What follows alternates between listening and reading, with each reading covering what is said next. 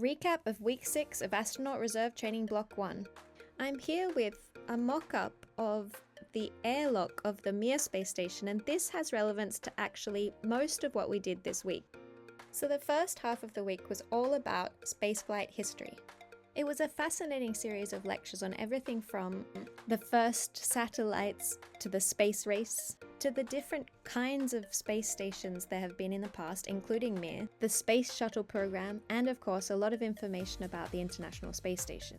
I was particularly interested in the space station section because, of course, I work on space stations as part of my job at the UK Space Agency, specifically the next generation of space stations. They come from this long history which includes the first Salyut stations, which were small Russian modules a bit like what VAST is producing in the future with Haven 1.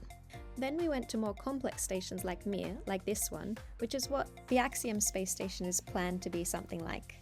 And there was also on the US side, Skylab. Skylab was a really large volume space station, which is a lot like what Skylab is going to be in the future as well.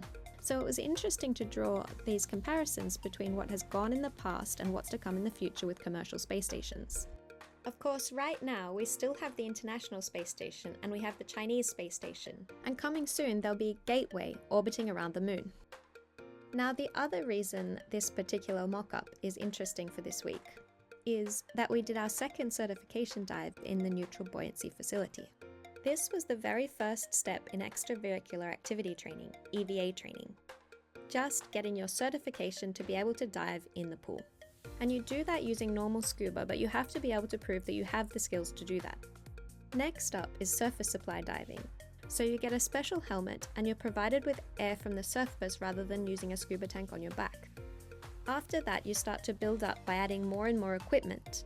For example, a toolbox on your chest, which you can't really see very well because you're wearing this helmet. But you have to be able to grab the tools, use them, put them back again.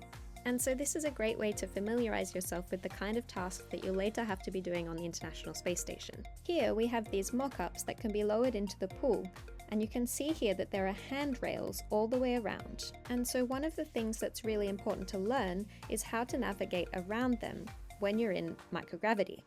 So the simulation for that is in the neutral buoyancy facility, in the pool, because you use the buoyancy of the water to simulate that microgravity. This is a shell of the Columbus module, and we can use special gantries to lift it into the pool. I'm looking forward to seeing it in action, and maybe one day navigate around it myself underwater.